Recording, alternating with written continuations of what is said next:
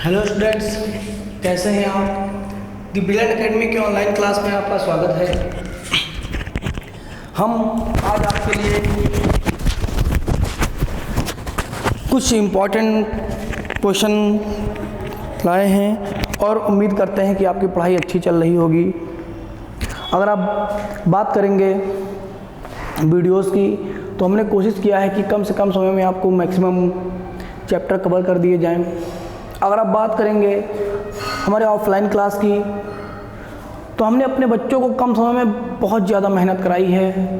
कम समय में जितने शॉर्ट नोट्स हो चुके हैं, हमने उनका रिवीजन कराया है, कई बार रिवीजन कराया है, एक एक चैप्टर शॉर्ट नोट्स भी बनवाए हैं, इंपॉर्टेंट टिप्स भी करवाए हैं उन नोट्सों से।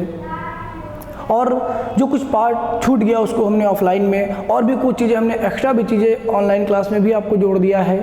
ठीक है, अगर आप ऑफलाइन और ऑनलाइन दोनों से मेहनत करते हैं तो उम्मीद करते हैं कि मैक्सिमम क्वेश्चन आपके हमारे पढ़ाए हुए आ जाएंगे। दूसरी बात है, सभी बच्चों को समस्या जीएस में ही रहती है कि सर कैसे पढ़ें, भूल जाते हैं। हिस्ट्री पढ़े तो इकोनॉमी भूल जाते हैं, इकोनॉमी पढ़े तो ज्योग्राफी भूल जाते हैं, ज्योग्राफी पढ़े तो करंट भूल जाते हैं।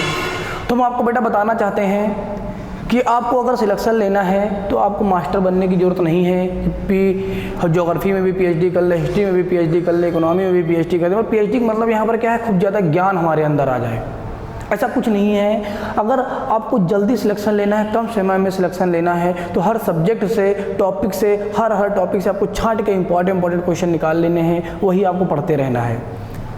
पूरा साल आप विस्तार से पढ़िए, लेकिन जब पेपर लगा हो तो महीना भर पहले अपने शॉर्ट नोट्स पढ़िए, जो आप लोगों ने हर क्वेश्चन, हर चैप्टर से पढ़ के क्वेश्चन निकाले थे। हम अपने बच्चों को ऐसा ही बताते हैं, क्लास में भी ऐसा कराया जाता है, शॉर्ट नोट्स भी बच्चों को बनवाए जाते हैं और भी तरीके बता देते हैं बेटा कैसे कैसे आपको नोट्स बनाने, कैसा कैसा सिलेक्शन लेना है। क्योंकि पढ़ाई ही ज़रूरत नहीं है, मेहनत ही ज़रूरी नहीं है, आपको सही दिशा भी ज़रूरी है बेटा। क्योंकि मेहनत तो गधा भी करता है, तो उसको हमारा राष्ट्रीय पशु होना चाहिए, सबसे मेहनती है, लेकिन नहीं है। बहुत तेज़ तो घोड़ा भी दौड़ता है, लेकिन हमारा राष्ट्रीय पशु नहीं है। सबसे बलवान हाथी है, लेकिन हमारा राष्ट्रीय पशु नहीं है। क्यों? क्योंकि बेटा अगर आप बात करेंगे तो हर के अंदर कोई ना कोई कमी है, लेकिन अगर आप बाघ की बात करते हैं तो इसके अंदर कोई कमी नहीं है। हर वो चीज़ पाई जाती है जो एक ज़रूरी होती है। सेम वही चीज़ एक स्टूडेंट के अंदर भी होनी चाहिए। आप केवल तेज़ दौड़ते हो, तेज़ पढ़ते हो, ये भी ज़रूरी नहीं है। खूब पढ़ते हो, ये भी ज़रूरी नहीं है। कम पढ़ते हो, ये भी ज़रूरी नहीं है। आप कितने समय में कितना कवर करते हो और कितना अच्छे से पढ़ते हो, कितने आप नोट्स बना रहे हो, क्या आप सही पढ़ रहे हो, सही दिशा में पढ़ रहे हो, ये आपके लिए मायने रखता है। अब हमने आपके लिए करंट से वीडियोस डाले हैं, आप दोनों देख लीजिएगा, वहीं से क्वेश्चन आ जाएंगे। जितने क्वेश्चन आने होंगे वहीं से क्वेश्चन आ जाएंगे आपके बेटा। ठीक है, यहाँ पर कुछ और जो टॉपिक रह गए थे, यहाँ पर हमने कोशिश किया उनको कवर करा दिया जाए। फिर हम आपके लिए कुछ क्वेश्चन जो और बचे हैं उनकी PDF डलवा देंगे हम टेलीग्राम पर, आप वहाँ से पढ़ लीजिएगा। पूरी की पूरी कोशिश करते हैं कि आपकी हेल्प हो जाए। दूसरी बात है बेटा कि जब आप सक्सेस हो रहे होते हैं या सक्सेस होने की एकदम दिशा में होते हैं, एकदम पास होते हैं, कि ज़िंदगी में जब भी आप कुछ बड़ा करना चाहते हैं ना, तो रोकने वाले बहुत मिलते हैं। आप वो कहेंगे कुछ नहीं कर पाओगे लाइफ में, यार क्या कर रहे हो लाइफ में, 6-7 साल पढ़ते हो गया, कुछ नहीं कर पाए, ये वो दुनिया की बातें करेंगे, आपको नीचा गिराने की कोशिश करेंगे। लेकिन आपको इन सब बातों पे ध्यान नहीं देना है बेटा, क्योंकि हाथी चलता रहता है और रास्ते में बहुत सारे भौंकते रहते हैं। ठीक है, आपको इन सब चीज़ों पे ध्यान नहीं देता है क्योंकि इससे आपका माइंड डाइवर्ट होगा, आप टेंशन में चले जाओगे, डिप्रेशन हो जाएगा कि लोग ऐसा ऐसा कहते हैं। आपको कुछ नहीं बोलना है, कोई कहे सुन लेना है, आके अपनी मेहनत करना है, अपनी पढ़ाई करना है। जिनको जवाब देना है ना, वो अपने सिलेक्शन से दीजिए। आप किसी को मुंह से थप्पड़ मार के जवाब ना दीजिए, आप उनको सिलेक्शन से थप्पड़ मार के जवाब दीजिए, तब उनको पता चल जाएगा, खुद वो बेइज्जती महसूस करेंगे। ठीक है, दूसरी बात है, बहुत सारे जैसे हम लोग भी ऑनलाइन पढ़ाते हैं और भी टीचर्स पढ़ाते हैं, कुछ बच्चे उन पर गलत कमेंट करते हैं, बहुत सारी बातें कहते हैं। तो इन सब बातों पे बेटा ध्यान मत दिया करो, हम लोग भी ध्यान नहीं देते हैं, क्योंकि ऐसे लोगों का कोई मतलब नहीं होता है बेटा। ठीक है, वो रास्ते के रोड़े होते हैं, रास्ते के कांटे होते हैं, और इन कांटों पर हमें चलना बहुत अच्छे से आता है। बहुत कांटों पे हम लोग चल चुके हैं। ठीक है, 2-4 कांटे मायने नहीं रखते हैं। ठीक है, इसी के साथ हम आपका आज का वीडियो स्टार्ट करते हैं। अगर आप बात करेंगे तो हमने कुछ यहाँ पर महत्वपूर्ण दिवस लिए हैं जो आपके लिए इंपॉर्टेंट है। बहुत सारे दिवस हैं लेकिन आपको कम समय में कुछ दिवस ही याद करके चले जाना है, यहाँ से क्वेश्चन आने के चांसेस रहेंगे। कल हमने आपको बेटा हर दिवस की थीम बताई थी, आज इंपॉर्टेंट आप दिवस देख लीजिए जो भी इंपॉर्टेंट दिवस हैं आपके लिए। अगर आप बात करेंगे बेटा जनवरी माह के तो जनवरी माह में आपका 4 जनवरी को ब्रेल लिपि दिवस मनाया जाता है। ब्रेल लिपि बेटा होती किस लिए है, तो लुइस ब्रेल ने इसका विकास किया था। अंधे लोगों को शिक्षा देने के लिए, उनको पढ़ाई करने के लिए बेटा वो लोग देख कर तो पढ़ नहीं सकते हैं, तो इनके लिए एक अलग सी लिपि बनाई गई जिसको क्या बोलते हैं, ब्रेल लिपि कहते हैं। तो ब्रेल लिपि दिवस जो आपको मनाया जाता है वो 4 जनवरी को मनाया जाता है। फिर आप देखेंगे प्रवासी भारतीय दिवस आपका मनाया जाता है 9 जनवरी को, क्योंकि 9 जनवरी 1915 को गांधी जी क्या हुए थे बेटा, भारत वापस आए थे दक्षिण अफ्रीका से। अगर गांधी जी की बात करेंगे तो उन्होंने साबरमती आश्रम की स्थापना 1916 में की थी। 1917 में चंपारण विद्रोह चलाया था आपका। फिर 18 में आपका खेड़ा और अहमदाबाद मिल आंदोलन चलाया था, ये आपको याद रखना है, ठीक है। फिर आप देखेंगे 1920 में उन्होंने असहयोग आंदोलन चलाया था जो 1922 में चौरी चौरा कांड के कारण गोरखपुर वाले रोक दिया गया था। 1930 में सविनय अवज्ञा आंदोलन चलाया था, ठीक है। तो ये सारी बातें आपको याद रखनी है, ऐसे क्वेश्चन आपसे पूछेगा क्योंकि पहला क्वेश्चन पेपर है, इजी क्वेश्चन आएंगे, ठीक है। तो ये आपका 9 जनवरी हो जाएगा। फिर आप देखेंगे बेटा एक आपके लिए और इम्पॉर्टेंट रहता है, यहाँ पर आप साथ में लिख लीजिए 10 जनवरी, आपका 10 जनवरी, ठीक है। यहाँ पर विश्व हिंदी दिवस मनाया जाता है, आपका विश्व हिंदी दिवस मनाया जाता है, ये आपको याद रखिएगा। एक डेट और यहाँ पे आपको इंपॉर्टेंट याद रखनी है। फिर आप अगर नेक्स्ट देखेंगे 12 जनवरी को राष्ट्रीय युवा दिवस मनाया जाता है। 15 जनवरी को थल सेना दिवस मनाया जाता है। फिर आपका भारतीय पर्यटन है बेटा, आपका ये पर्यटन है, इसको आप थोड़ा करेक्शन कर लीजिए। भारतीय पर्यटन दिवस आपका 25 जनवरी को मनाया जाता है। शहीद दिवस आपका 30 जनवरी को मनाया जाता है और कुष्ठ निवारण दिवस भी आपका 30 जनवरी को मनाया जाता है। इतने आपको जनवरी से याद कर लेने हैं, यहीं से आपके पूछे जाने के चांस ज़्यादा रहते हैं। फिर अगर आप बात करेंगे फरवरी माह में तो 2 फरवरी को आपको वेटलैंड दिवस मनाया जाता है, आर्द्र भूमि दिवस मनाया जाता है। कल भी हमने इसके बारे में आपको बताया था, वेट्सलैंड्स एंड वाटर्स इसकी थीम है। फिर आप अगर देखेंगे अंतर्राष्ट्रीय मातृभाषा दिवस आपको जो मनाया जाता है वो 21 फरवरी को मनाया जाता है। राष्ट्रीय विज्ञान दिवस जो मनाया जाता है आपका वो 28 फरवरी को मनाया जाता है। फरवरी में आपको इतनी डेट्स याद रखना है जो आपके लिए इम्पोर्टेंट है। फिर आप देखेंगे अगर नेक्स्ट महीने की आप बात करेंगे आप लोग तो अंतर्राष्ट्रीय महिला दिवस आपका 8 मार्च को मनाया जाता है, ठीक है। जो मोस्ट इंपॉर्टेंट हम टिक किए देते हैं बेटा, ये आपके लिए इंपॉर्टेंट, वेटलैंड वाला आपके लिए इंपॉर्टेंट है। फिर आप देखेंगे राष्ट्रीय युवा दिवस आपके लिए इंपॉर्टेंट है, ब्रेल लिपि दिवस आपके लिए इंपॉर्टेंट है। फिर आप इधर देखेंगे अगर तो शहीद दिवस इंपॉर्टेंट है, ठीक है। फिर आप विश्व कैंसर दिवस आपके लिए इंपॉर्टेंट है, ठीक है। फिर आप देखेंगे यहाँ पर विश्व हिंदी दिवस आपके लिए इंपॉर्टेंट है, इतने क्वेश्चन यहाँ से याद कर लेना है। फिर आप देखेंगे विश्व खुशहाली दिवस आपका मनाया जाता है 20 मार्च को, विश्व खुशहाली दिवस। फिर आप देखेंगे भगत सुखदेव और राजगुरु का जो शहीद दिवस मनाया जाता है वो कब है आपका 23 मार्च को मनाया जाता है। विश्व स्वास्थ्य दिवस आपका स्वास्थ्य दिवस 7 अप्रैल है, स्वास्थ्य दिवस आपका कब मनाया जाता है 7 अप्रैल को मनाया जाता है। ये आपके बहुत इंपॉर्टेंट है, जो नीचे के ये सब लिखे हैं बेटा आपके यहाँ तक बहुत इंपॉर्टेंट है, मोस्ट इंपॉर्टेंट है, ये यही पूछे जाते हैं आपका। और अंतर्राष्ट्रीय महिला दिवस तो मोस्ट इंपॉर्टेंट ही है आपका, ठीक है। तो विश्व विरासत दिवस 8 अप्रैल को मनाया जाता है। कल भी हमने आपको कल वाले वीडियो में बताया था विश्व विरासत दिवस और यूनेस्को के बारे में, कौन कौन सी भारत की साइट इसमें धरोहर हैं, ठीक है। वो आप वीडियो जरूर देख लीजिएगा करंट वाला बेटा। फिर आप देखेंगे पृथ्वी दिवस आपका 22 अप्रैल को मनाया जाता है, सब मोस्ट इंपॉर्टेंट है। विश्व श्रमिक दिवस आपका 1 मई को मनाया जाता है। विश्व प्रेस स्वतंत्रता दिवस आपका 3 मई को मनाया जाता है। विश्व नर्स दिवस आपका 12 मई को मनाया जाता है। आतंकवाद विरोधी दिवस आपका 21 मई को मनाया जाता है। इतने आपके लिए इंपॉर्टेंट है, और भी कुछ इंपॉर्टेंट है, ठीक है। आप देखिए लेकिन इतने आपके लिए ज़्यादा इंपॉर्टेंट है, इसलिए हमने सिर्फ कुछ इंपॉर्टेंट क्वेश्चन यहाँ पर आपके लिए लिया है। फिर आप देखेंगे अगर और भी कुछ इंपॉर्टेंट कुछ दिवस हैं आपके, जैसे विश्व पर्यावरण दिवस है आपका, विश्व पर्यावरण दिवस है आपका, ये 5 जून को मनाया जाता है, ठीक है। विश्व रक्तदान दिवस है आपका, ये 14 जून को मनाया जाता है। और अंतर्राष्ट्रीय योग दिवस है आपका 21 जून को मनाया जाता है। विश्व जनसंख्या दिवस है आपका, ये 11 जुलाई को मनाया जाता है। फिर आप देखेंगे राष्ट्रीय खेल दिवस है आपका, ये 29 अगस्त को मनाया जाता है। कब? 29 अगस्त को। बेटा एक यहाँ पे आपको डेट और याद रखनी है, अगर 29 जुलाई की डेट अगर आप याद रखते हैं 29 जुलाई को, तो बाघ दिवस मनाया जाता है, ठीक है, बाघ दिवस, ठीक है, ये आप याद रखिएगा, बाघ दिवस मनाया जाता है। फिर आप देखेंगे हिंदी दिवस 14 सितंबर, ये बड़ा हिंदी दिवस हमारा है राष्ट्रीय, वहाँ पर हमने आपको बताया था अंतर्राष्ट्रीय बताया था, ठीक है, ये आप याद रखिएगा। फिर आप देखेंगे ओजोन परत संरक्षण दिवस आपके लिए मोस्ट इंपॉर्टेंट है, आपका 16 सितंबर है। विश्व शांति दिवस आपका, ठीक है, 21 सितंबर है। विश्व पर्यटन दिवस आपका बात करेंगे तो 27 सितंबर है, बेटा विश्व की बात कर रहा है, ठीक है। इस यहाँ पर विश्व की अभी ध्यान रखिएगा कि आपसे कौन सा दिवस पूछ रहा है, विश्व का पूछ रहा है या राष्ट्रीय पूछ रहा है या भारत का पूछ रहा है, ठीक है, ये आप देख के क्वेश्चन करिएगा, ये नहीं अंतर्राष्ट्रीय पूछ रहा हो आप टिक कर दो भारत का, या भारत पूछ रहा हो आप टिक कर दो अंतर्राष्ट्रीय। इन सब चीज़ों पर आपको ध्यान रखना है, छोटी छोटी चीज़ों पर बेटा क्वेश्चन को ध्यान से पढ़ना है, अच्छे से समझना है, फिर टिक करना है, क्योंकि अगर आपने अगर टिक कर दिया एक बार तो दोबारा करेक्शन नहीं होता है, सबको पता है बेटा, ठीक है, गलती नहीं करनी है आपको, नहीं तो आप पेपर करने से पहले सिलेक्शन से बाहर हो जाओगे, ठीक है, तो आप याद रखिएगा। फिर आप देखेंगे वायुसेना दिवस आपका 8 अक्टूबर को मनाया जाता है। बाल दिवस आपका 14 नवंबर को मनाया जाता है। विश्व पर्यावरण संरक्षण दिवस आपका 26 नवंबर को मनाया जाता है, मोस्ट इंपॉर्टेंट है आपका। नौसेना दिवस आपका 4 दिसंबर को मनाया जाता है, ठीक है। 1 दिसंबर को क्या मनाया जाता है बेटा, सबको पता है बेटा, विश्व एड्स दिवस मनाया जाता है 1 दिसंबर को, ठीक है, तो वो भी आपको याद रखना है। फिर देखेंगे आप अंतर्राष्ट्रीय मानवाधिकार दिवस जो आपका 10 दिसंबर को मनाया जाता है। किसान दिवस आपका 23 दिसंबर को मनाया जाता है, और राष्ट्रीय उपभोक्ता दिवस आपका मनाया जाता है दिसंबर महीने में मनाया जाता है, कब आपका 24 दिसंबर को। इसमें बेटा किसान दिवस आपका ये एक इंपॉर्टेंट है। फिर आप देखेंगे आपको विश्व पर्यावरण संरक्षण दिवस आपका इंपॉर्टेंट है, अंतर्राष्ट्रीय मानवाधिकार आपके लिए इंपॉर्टेंट है, और ऊपर के ये इंपॉर्टेंट बेटा, ठीक है। बहुत कम लिए गए हैं बेटा यहाँ पर क्वेश्चन, इस समय आप इतना पढ़ लोगे तो ना पढ़ने से तो अच्छा है कुछ पढ़ के जाइए, आपके क्वेश्चन आने के यहाँ से चांसेस हैं।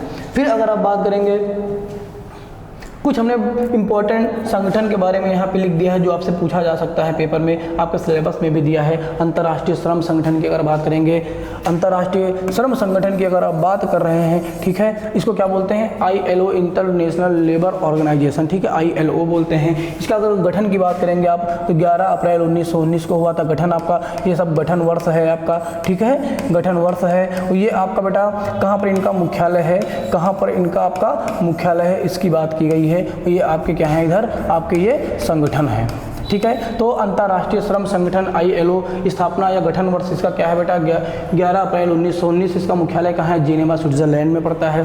फिर अब बात करेंगे विश्व पर्यटन संगठन, विश्व पर्यटन संगठन इसका जो गठन है आपका 1925 में किया गया था, मैड्रिड स्पेन में इसका मुख्यालय है। अंतर्राष्ट्रीय मुद्रा कोष, अंतर्राष्ट्रीय मुद्रा कोष ये आपको याद रखना है, ठीक है, बहुत इंपॉर्टेंट है आपके लिए, ये आपके लिए मोस्ट इंपॉर्टेंट है, ये भी आपके लिए मोस्ट इंपॉर्टेंट है। अंतर्राष्ट्रीय मुद्रा कोष कब बेटा अगर बात करोगे तो 27 दिसंबर 1945 को इसका गठन किया था। जो इसका मुख्यालय है आपका वो वाशिंगटन DC अमेरिका में है, ये आप याद रखिएगा, ठीक है बेटा। फिर आप देखेंगे विश्व बैंक आपके लिए बहुत इंपॉर्टेंट है, वर्ल्ड बैंक आपके लिए भी आपके लिए मोस्ट इंपॉर्टेंट है। इसका गठन 1945 में किया गया था, वाशिंगटन DC अर्थात अमेरिका में इसका क्या है बेटा, मुख्यालय है। फिर आप बात करेंगे यूनेस्को, यूनेस्को का गठन कब किया गया था, मोस्ट इंपॉर्टेंट है आपकी बात करोगे तो क्या किया गया था बेटा, नवंबर 1946 में आपका किया गया था, नवंबर 1946 में। इसका जो मुख्यालय की अगर आप बात करते हैं, इसके मुख्यालय की अगर आप बात करेंगे तो पेरिस फ्रांस में, कहाँ बेटा, पेरिस फ्रांस में इसका मुख्यालय है।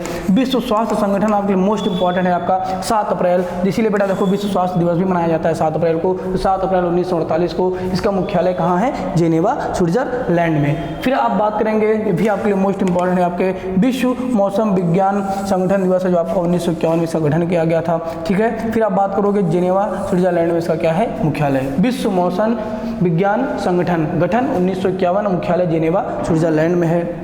नेक्स्ट क्वेश्चन की बात करेंगे आप, विश्व व्यापार संगठन, ये आपका देखना विश्व व्यापार संगठन 1 जनवरी 1995 जिनेवा स्विट्जरलैंड में इसका मुख्यालय है। इतने संगठन आपके लिए मोस्ट इंपॉर्टेंट है, अगर आप इनको पढ़ लेते हैं तो यहीं से ही क्वेश्चन पूछे जाते हैं आपको, ठीक है। फिर आप अगर देखेंगे कुछ यहाँ पर हमने आपके सिलेबस में अलग से दिया है विश्व के संगठन, तो ये भी आपको पढ़ लेना है। ये आपके UNO के बारे में है, ठीक है, UNO के बारे में आपका बात किया गया है यहाँ पर आपका UNO, ठीक है, संयुक्त राष्ट्र संघ इसको बोलते हैं, संयुक्त राष्ट्र संघ बोलते हैं बेटा, संयुक्त राष्ट्र संघ, ठीक है। अगर आप बात करेंगे बेटा क्यों इसकी स्थापना हुई, थोड़ा बहुत इसके बारे में जान लीजिए, मोस्ट इंपॉर्टेंट रहता है। अगर बात करेंगे प्रथम विश्व युद्ध आपका 1914 से 18 तक चलता है आपका। आपने देखा जब भी विश्व युद्ध होता है तो कोई देश जीते कोई देश हारे ये तो मायने रखता है, लेकिन सबसे बड़ा अगर देखा जाए तो बेटा बहुत नुकसान होता है, जन का नुकसान होता है, धन का नुकसान होता है, ठीक है, बेरोजगारी आ जाती है, बहुत से लोग मारे जाते हैं, हर तरह से नुकसान होता है, शांति भंग होती है, ठीक है। तो इसलिए क्या किया जाता है बेटा, अगर बात करोगे प्रथम विश्व युद्ध की समाप्ति के बाद आपका समाप्ति के बाद आपका राष्ट्र संघ, क्या तब ये संयुक्त राष्ट्र संघ, तब आपका राष्ट्र संघ हुआ करता था, उसका गठन किया गया था क्यों, विश्व में शांति बनाए रखने के लिए, ताकि दूसरा विश्व युद्ध ना हो। लेकिन जो प्रथम विश्व युद्ध में विजयी देश थे, ठीक है, उन्होंने क्या किया, जर्मनी को बहुत ज़्यादा प्रताड़ित किया, वर्साई की संधि लागू किया जर्मनी पर, उसको क्षेत्रों को अपना कब्जा कर लिया, बहुत सारा उससे धन वसूला। तो इससे क्या हुआ, आपका देखोगे जो आपका राष्ट्र संघ था वो अपने उद्देश्यों में बेटा असफल रहा था, क्योंकि वो द्वितीय विश्व युद्ध को नहीं रोक पाया था, ठीक है। संयुक्त राष्ट्र संघ या राष्ट्र संघ जैसी संस्था होते हुए भी अगर बात करेंगे तो द्वितीय विश्व युद्ध हो गया, इसका मतलब वो असफल संगठन था। इसलिए आप देखोगे बेटा 1939 से 45 तक आपका विश्व युद्ध चला था द्वितीय, उसके बाद क्या किया जाता है बेटा, आपका ये संयुक्त राष्ट्र संघ का गठन किया जाता है। और इसका मेन उद्देश्य यही है, विश्व में शांति बनाए रखना, ठीक है, विश्व की सुरक्षा करना और शांति बनाए रखना, ये आपको रखना है। बहुत सारे लक्ष्य हैं लेकिन जो मेन उद्देश्य इसका यही है, ठीक है। तो इतनी चीज़ें आपको याद रखना है इसके बारे में। तो अगर डेट इसकी याद करेंगे, संयुक्त राष्ट्र संघ की स्थापना आपकी कब हुई थी, तो 24 अक्टूबर 1945 को। अभी हमने बताया बेटा जब विश्व युद्ध समाप्त हुआ था उस समय इसका गठन कर दिया गया था, तो आप समाप्ति की डेट से भी याद रखना है, ठीक है। 6 अगस्त और 9 अगस्त, 6 अगस्त को हिरोशिमा पर परमाणु बम गिराया गया था और 9 अगस्त को नागासाकी पर बम गिराया गया था, जापान के प्रदेश हैं, ठीक है, अमेरिका ने गिराया था। पहले देखोगे बेटा लिटिल बॉय और फैट मैन, पहले लिटिल बॉय जो है बम गिराया गया था, फिर आपका फैट मैन परमाणु बम गिराया गया था जापान के ऊपर, तो ये नाम भी याद रखिएगा आप। फिर अगर आप देखेंगे संयुक्त राष्ट्र संघ की स्थापना की डेट बेटा मोस्ट इंपॉर्टेंट डेट आप जरूर याद रखिएगा। अगर पूछेगा संयुक्त राष्ट्र संघ दिवस कब मनाया जाता है, यूएनओ दिवस कब आपका मनाया जाता है, तो यूएनओ दिवस अगर बात करेंगे बेटा तो जिस दिन इसकी स्थापना हुई थी, इसलिए हर वर्ष, इसीलिए बेटा हर वर्ष 24 अक्टूबर को संयुक्त राष्ट्र संघ स्थापना दिवस मनाया जाता है, ये आपको याद रखना है, ठीक है। फिर अगर बेटा आप बात करेंगे इसमें वर्तमान में कितने देश हैं बेटा, इसमें वर्तमान में 193 देश हैं और 193वां देश बेटा है, ये 193वां देश क्या है आपका, दक्षिणी सूडान है। इतनी बातें अगर आप यहाँ पे ध्यान रखते हैं तो आपके क्वेश्चन सही होने के चांसेस रहेंगे। दूसरी बात है बेटा, अगर आप बात करेंगे यूएनओ के बारे में तो ये बहुत इंपॉर्टेंट टॉपिक है आपका, इससे हर बार आपका क्वेश्चन पूछा गया है कि इसके मुख्यालय कहाँ पे है, इसका गठन कब किया गया था, ये सब बातें आपको याद रखना है, ठीक है। ये आपके लिए बेटा बहुत इंपॉर्टेंट हो जाता है, ठीक है, इतनी बातें आप याद रखिएगा। फिर आप अगर आप बात करेंगे यूएनओ के अंग के बारे में, अगर आप बात करेंगे यूएनओ के अंग के बारे में बात करेंगे तो यूएनओ के कितने अंग है बेटा, यूएनओ के 6 अंग हैं। बात करोगे कितने अंग हैं, पहले तो आपको संख्या याद रखनी है, 6 अंग है। महासभा, सुरक्षा परिषद, आर्थिक एवं सामाजिक परिषद है आपका, फिर न्यास परिषद है आपका, फिर अंतर्राष्ट्रीय न्यायालय है और राष्ट्र में आपका क्या है, सचिवालय है। इतनी चीज़ें अगर बेटा आप याद रखते हैं तो हमसे उम्मीद की जाती है बेटा कि इससे ज़्यादा बाहर से आपका क्वेश्चन नहीं पूछेगा। बहुत बहुत बहुत बहुत इंपॉर्टेंट है, ये आप याद रखिएगा, ठीक है। फिर दूसरी बात अगर देखेंगे कि संयुक्त राष्ट्र जो संघ है अपने उद्देश्यों में सफल रहा कि नहीं रहा, तो सबको पता है संयुक्त राष्ट्र संघ अपने उद्देश्यों में सफल रहा है, ठीक है। क्यों, क्योंकि इसके बाद देखेंगे बेटा तो कोई भी युद्ध नहीं हुआ है, कोई भी युद्ध नहीं हुआ है, इसलिए अपने उद्देश्यों में सफल रहा है, ठीक है। फिर अगर इसकी बात करेंगे, इसके अंग आपको जरूर याद रखना है, महासभा, सुरक्षा परिषद, आर्थिक एवं सामाजिक परिषद, न्यास परिषद, अंतर्राष्ट्रीय न्यायालय और आपका सचिवालय। फिर आपको एक एक के बारे में थोड़ा बहुत जानना है। अगर आप महासभा की बात करेंगे बेटा तो इसको विश्व की लघु संसद बोला जाता है, क्या, विश्व की लघु संसद बोला जाता है। हर वर्ष की बात करेंगे, लिखा भी है हमने नीचे, महासभा को विश्व की लघु संसद भी कहते हैं, ठीक है। इसकी बैठक हर साल सितंबर माह के तीसरे मंगलवार को होती है, आपके लिए मोस्ट इंपॉर्टेंट है, ठीक है, मोस्ट इंपॉर्टेंट है, ठीक है। इसके जो महासचिव का कार्यकाल होता है महासभा के, ठीक है, अध्यक्ष का जो कार्यकाल होता है वो कितना होता है आपका, 5 वर्ष का कार्यकाल होता है, ये आप याद रखना है। दूसरी बात अगर देखोगे इसका मुख्यालय बेटा, अगर आपका संयुक्त राष्ट्र संघ के आप मुख्यालय की बात करते हो आपको, तो न्यूयॉर्क में बेटा, इसका न्यूयॉर्क में क्या है, इसका न्यूयॉर्क में इसका मुख्यालय है। न्यूयॉर्क आपका कहाँ पड़ता है, यूएसए अर्थात अमेरिका में पड़ता है, ये इसका मुख्यालय है। फिर बात करोगे सुरक्षा परिषद के बारे में, इंपॉर्टेंट क्वेश्चन अगर बात करोगे तो दुनिया सुरक्षा परिषद को दुनिया का पुलिसमैन कहा गया, मोस्ट इंपॉर्टेंट है। इसके अंगों में जो सबसे महत्वपूर्ण अंग अगर पूछेगा आपका तो वो सुरक्षा परिषद ही है। इसी का मेन काम होता है विश्व में शांति बनाए रखना, ठीक है। तो इसीलिए इसको क्या बनाया गया है, इसलिए इसको पुलिसमैन ऑफ वर्ल्ड या दुनिया का पुलिसमैन कहा गया है, क्योंकि जैसा पुलिस रक्षा करती है, शांति बनाए रखती है, वैसे भी काम करता है। फिर अगर आप बात करोगे संयुक्त राष्ट्र संघ के अंतर्गत सुरक्षा परिषद की अगर बात करोगे तो इसमें बेटा कितने सदस्य हैं? टोटल 15 सदस्य होते हैं, जिसमें आपके 5 स्थायी सदस्य होते हैं, अमेरिका, ब्रिटेन, रूस, फ्रांस, चीन, और आपके 10 अस्थायी सदस्य होते हैं। ठीक है, फिर आप देखोगे स्थायी सदस्यों के बारे में अगर बात करोगे तो स्थायी सदस्यों को बेटा एक शक्ति प्राप्त होती है जिसको वीटो पावर या निषेधाधिकार भी कहते हैं। वीटो पावर या निषेधाधिकार भी कहते हैं, ये आपको याद रखना है। दूसरी बात करोगे बेटा तो और इसमें बेटा सब हमने ऐड कर दिया है। देखोगे सुरक्षा परिषद को दुनिया का पुलिसमैन भी कहा जाता है। इसमें 15 सदस्य होते हैं, जिनमें 5 सदस्य बेटा कैसे होते हैं? स्थायी होते हैं, अमेरिका, ब्रिटेन, रूस, फ्रांस, चीन आपके स्थायी सदस्य मोस्ट इंपॉर्टेंट है। फिर अगर देखोगे 10 अस्थायी सदस्य हैं, जिनमें भारत भी शामिल है। आपको पता है बेटा जो ये अस्थायी सदस्य हैं इनका चुनाव कुछ समय के लिए किया जाता है। ठीक है, फिर इनको हटा दिया जाता है। अगर कोई देश चाहे तो दोबारा फिर इसमें निर्वाचित हो सकता है, जैसे भारत पहले भी था और पुनः चुन लिया गया है अभी आपके 21 में। ठीक है, भारत अस्थायी सदस्य पूछा जा सकता है, भारत इनमें स्थायी सदस्य है नहीं, अस्थायी सदस्य है। फिर अगर देखोगे, ठीक है, इतना याद रखना है, स्थायी सदस्यों को वीटो पावर प्राप्त है। वीटो पावर को ही आपको निषेधाधिकार भी कहते हैं। ठीक है बेटा, इतनी चीज़ें आपको याद रखना है। फिर आप देखोगे अंतर्राष्ट्रीय न्यायालय की बात कर रहा है। अंतर्राष्ट्रीय न्यायालय का मुख्यालय द हेग में है। कहाँ पर बेटा? आपके द हेग में है। ठीक है, द हेग में है, इतना आपको याद रखना है, द हेग में है। ठीक है, जिसकी स्थापना की अगर बात करोगे 3 अप्रैल 1946 को अंतर्राष्ट्रीय न्यायालय की स्थापना हुई थी आपके 3 अप्रैल 1946 को हुई थी। इसमें न्यायाधीश कितने? बहुत इंपॉर्टेंट, कई बार पूछा है। इसमें 15 न्यायाधीश होते हैं, जिनकी जो नियुक्ति है वो 9 वर्ष के लिए की जाती है। 15 न्यायाधीश होते हैं इसमें। ठीक है, न्यायाधीश होते हैं और इनकी नियुक्ति की अगर बात करोगे बेटा तो 9 वर्ष के लिए क्या की जाती है? इनकी नियुक्ति की जाती है। मुख्यालय इनका न्यूयॉर्क, अमेरिका में है। ठीक है, इतनी बातें आपको याद रखनी है, अगर क्वेश्चन आएगा तो यहीं से आ जाएगा। ठीक है, इसके मुख्यालय याद कर लीजिएगा। ठीक है, दूसरी बात इसके कितने अंग? 6 अंग है। 6 अंगों के आपको नाम याद होने चाहिए। ठीक है, फिर अगर आप बात करते हैं नेक्स्ट क्वेश्चन की, फिर हमने कुछ यहाँ पे हिस्ट्री के इंपॉर्टेंट क्वेश्चन डाल दिए हैं जो आपके बहुत इंपॉर्टेंट हमें लगे हैं, अलग से जो इन क्वेश्चनों में नहीं कवर हो पाए थे। फिर अगर बात करेंगे, अब बात करेंगे अगर मध्यकालीन इतिहास की अगर आप बात करते हैं तो नॉर्मली आप देखेंगे ज़्यादातर उसमें मुस्लिम शासकों का ही शासन रहता है, जो इस्लाम धर्म से आपका शुरू होकर, ठीक है, फिर देखोगे आपके अरबों का आक्रमण होता है, अरब का आक्रमण होता है, फिर इसके बाद देखोगे आपके तुर्कों का आक्रमण होता है। ठीक है, जो अगर देखा जाए अगर मोहम्मद गौरी और गजनवी की बेटा 2 बातें याद रखना, महमूद गजनवी और बेटा आपका मोहम्मद गौरी। कल हमने मोहम्मद गौरी के बारे में थोड़ा बहुत आपको बताया था। ठीक है, मोहम्मद गौरी। ठीक है, इसमें आपको देखो क्या रखना है बेटा, जो महमूद गजनवी है इसका जो मेन उद्देश्य था बेटा वो भारत को लूटना था। ये भारत क्यों आया था? कि भारत को लूटने से के उद्देश्य से आया था। कैसे याद रखोगे बेटा? गजनवी से नाम है गंजा मतलब जब हम गंजा बनवाते हैं, अगर आप इलाहाबाद में चले जाए किसी मंदिर तीर्थ में, अगर आप गंजा बनवाते हैं तो आप उसको जितने रुपए दे देंगे, 251, 551, 1051, ठीक है, वो रख लेगा। तो बेटा 10-15 रुपये में उंडा बन जाता है, इतने ज़्यादा रुपये देना, उसको लूटना ही तो हो गया। इतना याद रखिएगा। गजनवी का मेन उद्देश्य था बेटा लूटना। ठीक है, मोहम्मद गौरी का जो मेन उद्देश्य था वो साम्राज्य स्थापित करना, भारत में साम्राज्य स्थापित करना। इसलिए देखो बेटा मोहम्मद गौरी के भारतीय शासकों से युद्ध हुए थे। 1191 में, 1192 में त्रैन का युद्ध हुआ था। ठीक है, 94 में चंदावर का युद्ध हुआ था आपका। ठीक है, ये सब आपको याद रखना है। उत्तरायण का पहला द्वितीय युद्ध हुआ था मोहम्मद गौरी और पृथ्वीराज के बीच हुआ था। चंदावर का युद्ध का गौरी और जयचंद के मध्य हुआ था, हमने आपको परसों वाले वीडियोस में बताया था, याद रखिएगा। ठीक है, इतनी बातें आपको पता होना चाहिए। फिर अगर गजनवी की बात करोगे बेटा तो इसने 1025 ईस्वी में सोमनाथ मंदिर पर बेटा, कहाँ पर? सोमनाथ मंदिर पर बेटा आक्रमण किया था। ये भी आपसे पूछ लिया जाता है, किस मंदिर पर आक्रमण किया था? सोमनाथ मंदिर पर आक्रमण किया था। तो इतनी बातें यहाँ पर याद रखनी है। तो चूंकि देखा बेटा, इसके बाद आप देखते हो बेटा दिल्ली सल्तनत की स्थापना हो जाती है। कुतुबुद्दीन ऐबक दिल्ली सल्तनत में गुलाम वंश की स्थापना करता है। इल्तुतमिश इसका वास्तविक संस्थापक था। ठीक है, इतनी सारी बातें आपको याद रखनी है। कुतुबुद्दीन ऐबक की अगर बात करोगे तो 2.5 दिन का झोपड़ा और कुतुब मीनार का निर्माण कराया था।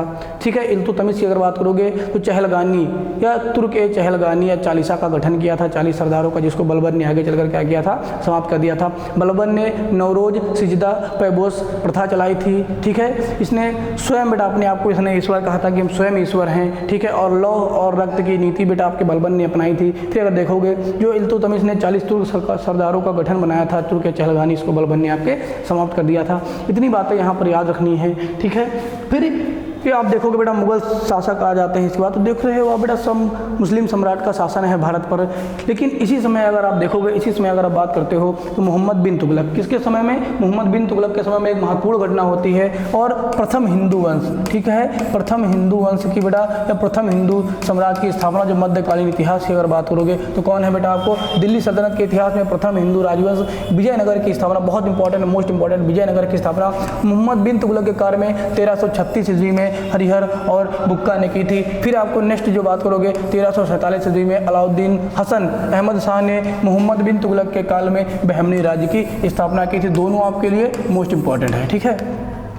1336 ईस्वी में हरिहर और बुक्का दो भाइयों ने विजयनगर साम्राज्य की स्थापना की थी। विजयनगर साम्राज्य का जो सबसे शक्तिशाली शासक था, ठीक है, आप अगर शक्तिशाली शासक की अगर आप बात करते हो, शक्तिशाली शासक की अगर आप बात कर रहे हो तो आपका अगर देखोगे तो कृष्णदेव राय था, आपका कृष्णदेव राय था, जिसके दरबार में अष्टदिग्गज कवि रहते थे, जिसके दरबार में बेटा अष्टदिग्गज कवि रहते थे, ठीक है। इतना आप याद रखिएगा कृष्णदेव राय के बारे में, किससे संबंधित था आपका? तो ये आपका अगर बात करोगे तो विजयनगर साम्राज्य से संबंधित था। फिर अगर आप देखोगे 1347 ईस्वी में अलाउद्दीन हसन अहमद शाह ने मोहम्मद बिन तुगलक के ही काल में क्या हुआ था बेटा? बहमनी राज्य की स्थापना की थी। अगर बेटा मोहम्मद बिन तुगलक क्या बात करें, तुगलक वंश का शासक था, ये सबसे दिल्ली सल्तनत का सबसे विद्वान शासक था। लेकिन फिर भी बेटा इसने जितने भी अभियान किए थे, अपने अभियान में एक भी सफल नहीं हुआ था, सब ये असफल हुआ था, ठीक है। सब जितने भी इसने अभियान किए सब इसके अभियान असफल हुए थे। जैसे इसने अपनी राजधानी दिल्ली से दौलताबाद परिवर्तित किया था, कुछ दिन वहाँ पर रहा, फिर वापस आ गया दिल्ली। और भी बहुत सारे अभियान किए जो इसके सभी अभियान असफल रहे थे, लेकिन ये सर्वाधिक विद्वान शासक था। तो इसी के समय में बेटा बहुत सारे विद्रोह होना शुरू हो गए थे, इसलिए आपके स्थापना कर लिया था 1336 में विजयनगर और 1347 में आपके हसन अहमद शाह। फिर अगर बात करोगे बेटा आपका लोधी वंश भी एक आता है आपका बीच में, अगर बात करोगे लोधी वंश, वहाँ के भी कुछ क्वेश्चन देख लो बेटा। लोधी वंश, लोधी वंश में बेटा अगर देखोगे सिकंदर लोधी आपको बहुत इंपॉर्टेंट है, ठीक है, सिकंदर लोधी ये आपके लिए बहुत इंपॉर्टेंट है। ये बेटा गुरुमुखी नाम से कविताएं लिखा करता था, तो पूछा गया गुरुमुखी नाम से किताबें या रचनाएं कौन लिखता था आपका? तो सिकंदर लोधी लिखता था, इतना आपको याद रखना है, ठीक है, सिकंदर लोधी। फिर अगर बात करोगे कृष्णदेव राय, हमने बताया कृष्णदेव राय विजयनगर का साम्राज्य का सबसे प्रसिद्ध शासक था। उसने आंध्र भोज या आंध्र पितामह की उपाधि ली थी बेटा, ठीक है, आंध्र पितामह कहा जाता था या उपाधि ली थी। उसके दरबार में अष्टदिग्गज कवि रहते थे। इनका दरबारी कवि तेनाली रामकृष्ण को विजयनगर का बीरबल कहा जाता था, मोस्ट इंपॉर्टेंट हमने आपको लिख दिया। फिर आप देखोगे कृष्णदेव राय ने अमुक्त माल्यद और जाम्बुवती कल्याणम की रचना की थी बेटा, इनकी पुस्तकें हैं आपके लिए, मोस्ट इंपॉर्टेंट क्वेश्चन है। फिर अगर देखोगे तालीकोटा का युद्ध कब हुआ था? 1565, मोस्ट इंपॉर्टेंट है बेटा, मोस्ट इंपॉर्टेंट है। तो बंदा बचा था इसी युद्ध में विजयनगर सम्राट का अस्तित्व बेटा क्या हुआ था आपका? समाप्त हो गया था, ठीक है। जो हिंदू वंश फला फूला था, कुछ वर्ष तक शासन किया, फिर इसके बाद क्या हुआ था? तालीकोटा के युद्ध में बेटा क्या हुआ था? 1565 में विजयनगर साम्राज्य का क्या हुआ था? पतन हो गया था, कई भागों में टूट गया था। तो इतनी बातें यहाँ पर याद रखनी है। फिर अगर अब बात करोगे बंगाल के शासक की, कुछ यहाँ पे हमने क्वेश्चन आपको बेटा मॉडर्न हिस्ट्री से जोड़ दिए जो बहुत इंपॉर्टेंट है। बंगाल के शासक का एक नाम है बेटा, ठीक है, क्या नाम था? सिराजुद्दौला। इसने 20 जून 1756 को अगर देखोगे तो 146 अंग्रेजों को एक छोटे से कमरे में कैद किया था। इसे काल कोठरी दुर्घटना कहते हैं, आपके लिए मोस्ट इंपॉर्टेंट है। पूछेगा काल कोठरी दुर्घटना क्या है, तो जो आपके सिराजुद्दौला है इन्होंने क्या किया था? एक छोटे से कमरे में, वही 18 बाई 10 के आसपास का कमरा था, इस छोटे से कमरे में 146 अंग्रेजों को भर दिया था। फिर अगर देखा गया तो 24 घंटे के अंदर मैक्सिमम अंग्रेज बेटा मर गए थे। सिर्फ इसमें कुछ ही अंग्रेज शेष बचे थे आपके, जैसे अगर देखोगे तो 23-24 अंग्रेज ही बच पाए थे, बाकी सब अंग्रेज क्या हुए थे? मर गए थे, ठीक है। तो ये घटना बहुत प्रसिद्ध है, ठीक है, क्या नाम है इसका? काल कोठरी दुर्घटना। फिर अगर देखोगे 23 जून 1757 को बंगाल में भागीरथी नदी के किनारे नादिया जिले में प्लासी नामक स्थान पर बेटा एक युद्ध हुआ था, आपका क्या है? प्लासी का युद्ध हुआ था, ठीक है। इतनी बात तो याद रखना है। बाकी हमने आपको ब्रिटिश साम्राज्य की स्थापना, कंपनी की स्थापना के बारे में हमने आपको दूसरे तीसरे वीडियोस में बताया था, वहाँ से आप देख लीजिएगा। फिर अगर देखोगे 22 अक्टूबर 1764 को बक्सर का युद्ध हुआ था, जिसमें अंग्रेजों का नेतृत्व कैप्टन है बेटा आपका, कैप्टन, ठीक है, ये कैप्टन है, कैप्टन मुनरो ने किया था। जबकि भारत की तरफ से मुगल बादशाह शाह आलम द्वितीय, क्या है बेटा, शाह आलम है आपका पूरा नाम इनका, शाह आलम द्वितीय। बंगाल का नवाब बेटा मीर जाफर था और अवध का नवाब क्या था बेटा, शुजा-उद दौला था आपका, शुजा-उद दौला था, इस युद्ध में लड़ा था। मतलब अगर बात करोगे अगर तो मुगल सम्राट था आपका, बंगाल का नवाब था, अवध का नवाब था, ये सब मिलकर बेटा अंग्रेजों से युद्ध किए थे लेकिन हार गए थे। यहीं से अगर देखोगे भारतीय राजाओं का अस्तित्व बेटा समाप्त हो जाता है और बंगाल, बिहार, उड़ीसा पर ये लोग अधिकार प्राप्त कर लेते हैं, राजस्व वसूलने लगते हैं। ठीक है, इतना आप याद रखिएगा यहाँ पर। फिर अगर देखोगे बक्सर के युद्ध के बाद की बात करोगे और 12 अगस्त 1765 को इलाहाबाद की प्रथम संधि हुई थी और 16 अगस्त 1765 को इलाहाबाद की द्वितीय संधि हुई थी। इसी समय 1765 में बंगाल, बिहार, उड़ीसा, आपका बंगाल, बिहार, उड़ीसा में अंग्रेजों को दीवानी और राजस्व का अधिकार प्राप्त हो गया था। ये सब आपको बेटा बता चुके हैं, इसको आप याद रखिएगा, बहुत इंपॉर्टेंट क्वेश्चन है। फिर अगर आप बात करते हैं कुछ बंगाल के गवर्नर जो आपके लिए बेटा बहुत इंपॉर्टेंट है, बात करोगे रॉबर्ट क्लाइव।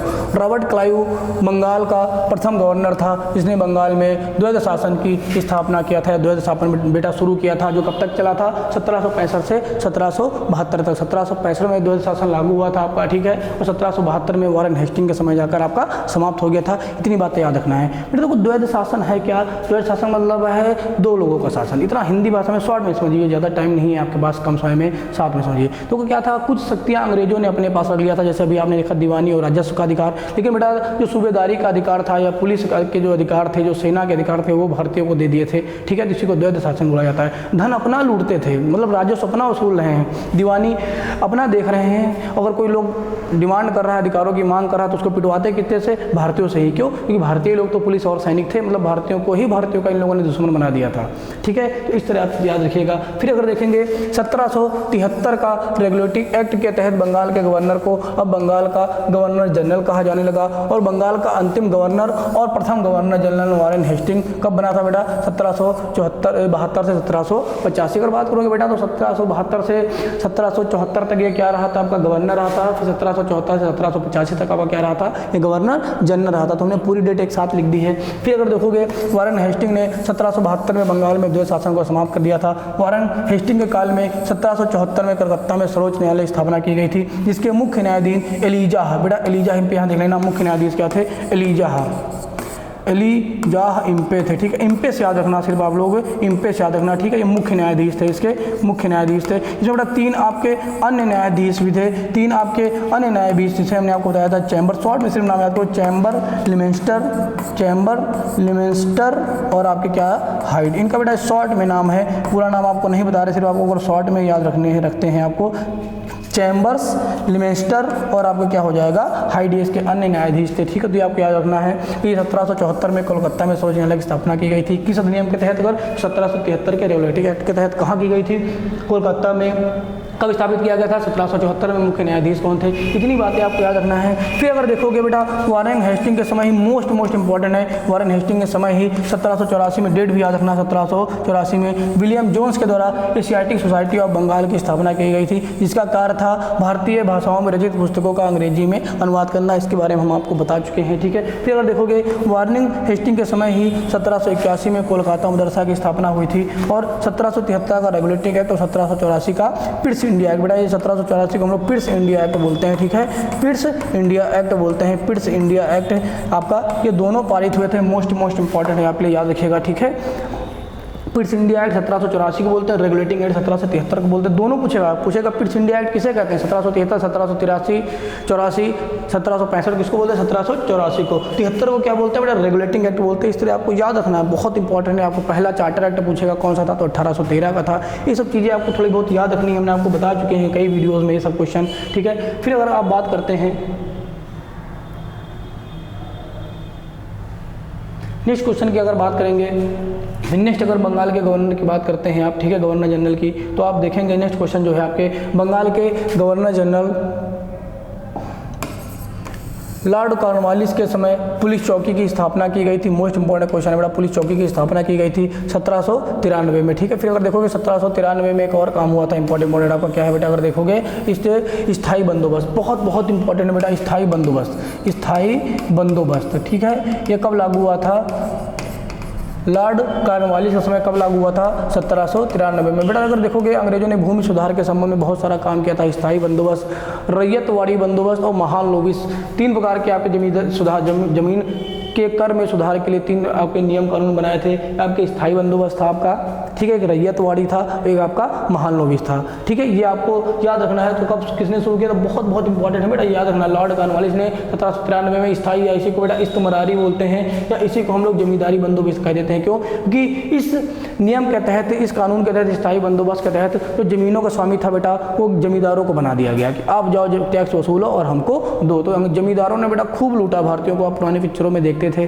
ठीक है। तो आप क्या देखिएगा, फिर देखोगे बेटा लॉर्ड वेलेजली, नेक्स्ट आ गए आपके लॉर्ड वेलेजली को बंगाल का टाइगर कहा जाता है। इसी के समय में सहायक संधि की व्यवस्था शुरू की गई थी। बहुत इंपॉर्टेंट बेटा पूछा जाता है, सहायक संधि किसके समय में लागू की गई थी? लॉर्ड वेलेजली को लागू की गई थी, ठीक है। शिशुवध प्रथा 1804 में इसी के समय समाप्त किया गया था, ठीक है। बहुत इंपॉर्टेंट आपका कॉर्नवालिस है आपके लॉर्ड वेलेजली। तो ये सब याद रखना है। लॉर्ड वेलेजली को बंगाल का शेर या बंगाल का टाइगर कहा जाता है। इसी के समय सहायक संधि लागू हुई थी और शिशुवध प्रथा 1804 में इसी के समय समाप्त किया था। फिर अगर आप नेक्स्ट देखते हो लॉर्ड मिंटो, लॉर्ड मिंटो के समय, ठीक है, लॉर्ड मिंटो प्रथम भी इनको बोल देते हैं, आप इनको भी प्रथम समझ सकते हैं। लॉर्ड मिंटो प्रथम के समय 1813 का चार्टर एक्ट पारित हुआ था, जिसमें चीन के साथ और चाय के व्यापार को छोड़कर कंपनी का व्यापारिक एकाधिकार समाप्त हो गया था। शिक्षा पर 1 लाख रुपए व्यय का प्रावधान किया गया था, इसीलिए विवाद उत्पन्न हो गया था, जिसको प्राच्य और आंग विवाद बोलते थे। मतलब ये पैसा कहाँ खत्म हो, अंग्रेजी शिक्षा पर या भारतीय शिक्षा पर विवाद उत्पन्न हो गया था, इसी को आंग प्राच्य विवाद बोलते हैं, जो ऑकलैंड के समय में जाकर समाप्त हुआ था। फिर अगर देखोगे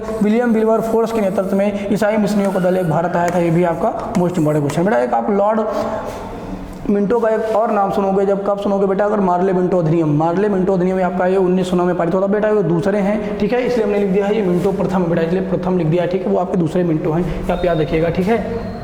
फिर आप नेक्स्ट क्वेश्चन की अगर बात करते हैं, बंगाल का अंतिम, देखो बेटा ये भी बहुत इंपॉर्टेंट है, आपका कई बार पूछा गया है, ठीक है। बंगाल का अंतिम जो आपका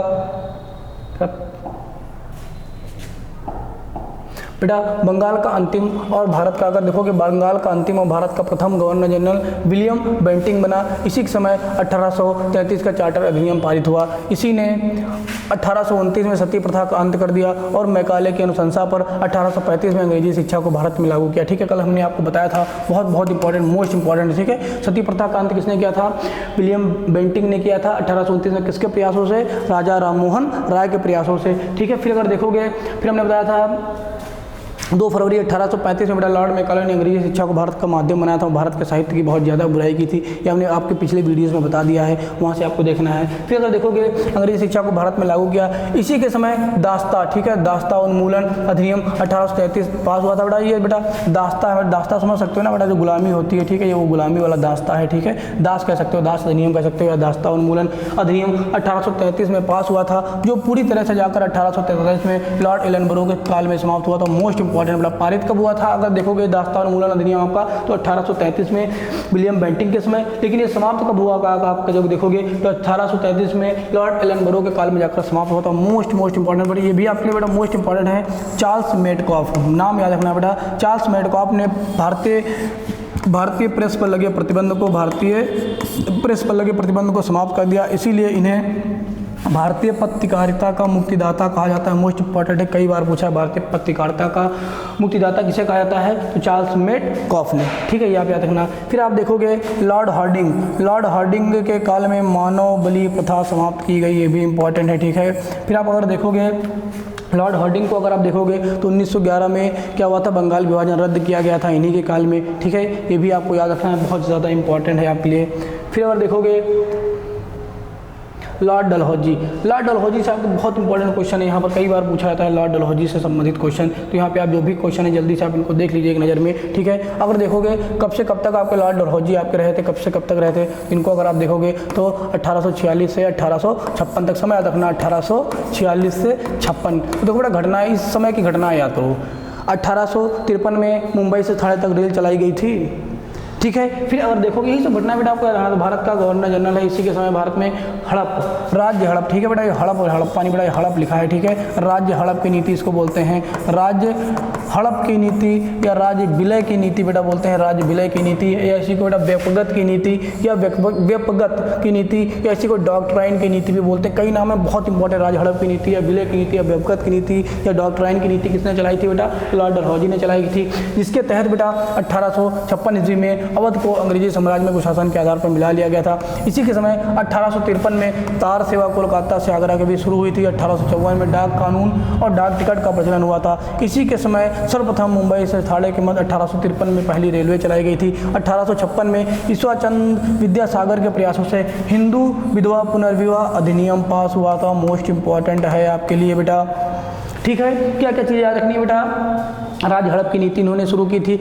इसके तहत क्या किया जाता था, कुशासन के आधार पर, ठीक है, अगर किसी राजा के औलाद नहीं है तो उसके आधार पर क्या हुआ था, उस साम्राज्य का अंग्रेजी साम्राज्य में विलय कर दिया जाता था। तो आपको अवध का याद रखना है क्योंकि यूपी का पेपर है आपका, ठीक है। तो बेटा अवध को याद रखना है, 1856 में अवध का विलय किया गया था, ठीक है। फिर अगर देखोगे 1853 में आपकी मोस्ट इंपॉर्टेंट है तार सेवा शुरू हुई थी। कहाँ से कहाँ तक ये भी आपकी पूछा है, तो कोलकाता से आगरा के मध्य शुरू हुई थी, ठीक है। फिर अगर देखोगे 1854 में डाक कानून तथा डाक टिकट का प्रचलन हुआ था। इसी काल में मुंबई से ठाणे के मध्य 1853 में पहली ट्रेन चलाई गई थी। 1856 में मोस्ट इंपॉर्टेंट बेटा, 1856 में ईश्वर चंद्र विद्यासागर के प्रयासों से हिंदू विधवा पुनर्विवाह अधिनियम पास हुआ था। मोस्ट इंपॉर्टेंट है वुड डिस्पैच शिक्षा 1854 का अधिकार पत्र या मैग्ना कार्टा पारित हमने आपको बताया था। चार्ल्स वुड कब आपका हमने आपको बताया था बेटा 19 जुलाई 1854, कल भी हमने आपको बताया था। तो याद रखना है, इसको क्या बोलते हैं, शिक्षा का महाधिकार पत्र या शिक्षा का अधिकार पत्र या शिक्षा का मैग्ना कार्टा बोलते हैं, ये आपको याद रखना है, ठीक है। फिर देखोगे लोक शिक्षा विभाग का गठन 1856 में कहाँ किसके समय हुआ था, लॉर्ड डलहौजी के समय हुआ था। फिर देखोगे 1855 में सिविल सर्विसेज हेतु पहली बार प्रतियोगिता परीक्षा शुरू की गई थी, मोस्ट इंपॉर्टेंट है। फिर देखोगे PWD पब्लिक वर्क्स डिपार्टमेंट की जो स्थापना हुई थी, PWD अगर देखोगे इसी के समय बेटा हुआ था, ठीक है। फिर अगर देखोगे ये अभी आपके लिए मोस्ट इंपॉर्टेंट है, 1855 में इसी के काल में नेता सिद्धू और कान्हू ने संताल विद्रोह चलाया था। क्या बेटा चलाया था, नेता सिद्धू और कान्हू ने संताल विद्रोह चलाया था। आपके लिए बहुत ज़्यादा इंपॉर्टेंट बेटा हो जाता है, ठीक है, मोस्ट इंपॉर्टेंट क्वेश्चन है। इतना अगर आप याद रखते हैं तो उम्मीद की जाती है कि क्वेश्चन आपके यहाँ के बाहर नहीं जाएंगे, ठीक है, इससे बाहर नहीं जाएंगे। ये आप देखिएगा,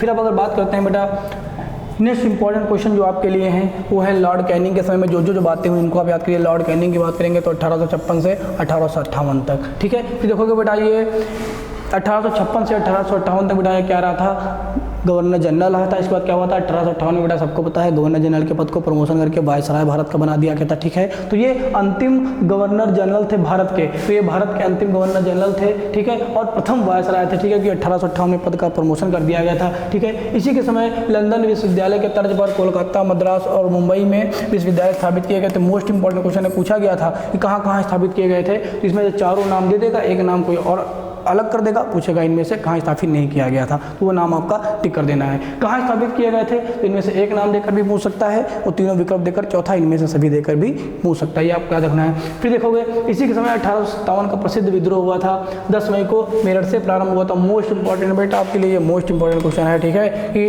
1857 की क्रांति किसके समय आपकी हुई थी, तो लॉर्ड कैनिंग के समय हुई थी, ठीक है। फिर अगर देखोगे भारत प्रशासन अधिनियम 1858 पारित हुआ था, हमने आपको बताया था। इसी अधिनियम के तहत भारतीय राजा का या मुगल सम्राट का पद समाप्त कर दिया गया था। कंपनी को पूरी तरह से यहाँ पर क्या कर दिया था, हटा दिया गया था। अब डायरेक्ट ब्रिटेन की जो महारानी थी उनके माध्यम से भारत पर शासन हो रहा था। लॉर्ड कैनिंग के काल में इलाहाबाद में 1 नवंबर को बेटा 1 नवंबर 1958 को इलाहाबाद में घोषणा पत्र पढ़ा गया था। तो बेटा सब चीज़ें इसमें लिखी गई। देखो रानी विक्टोरिया का घोषणा पत्र 1 नवंबर 1858 को इलाहाबाद में लॉर्ड कैनिंग ने पढ़ा था। इंडियन पैनल कोड 1807 में, बहुत इंपॉर्टेंट, कई बार पूछा इंडियन पैनल कोड कब बना था, 1807 में बना था, इसी के समय बनाया गया था। बंगाल में प्रसिद्ध नील विद्रोह हमने आपको बताया था, कई बार आपको बताया था, सन आपको याद रखना है, मोस्ट इंपॉर्टेंट है आपके लिए, 1859 में हुआ था। फिर बात करोगे इसके बाद 1860 में नील आयोग का गठन किया गया था, ये भी आपके बहुत इंपॉर्टेंट है। फिर देखोगे 1861 का अधिनियम पारित किया गया था जिसके तहत वायसराय को अध्यादेश जारी करने की शक्ति दी गई थी, आपको मोस्ट इंपॉर्टेंट है। फिर अगर बात करोगे बेटा जो 1858 का अधिनियम है, यहाँ से एक और आपको बात याद रखनी है, भारत राज्य सचिव का पद भी यहीं पर बनाया गया था, ठीक है, ये आप याद रखिएगा। चार्ल्स वुड आपके जो थे पहले थे आपके ये राज्य सचिव, ये भी आपको याद रखना है, ठीक है। फिर अगर देखोगे लॉर्ड मेयो, फिर आपके नेक्स्ट आ जाते हैं वायसराय लॉर्ड मेयो।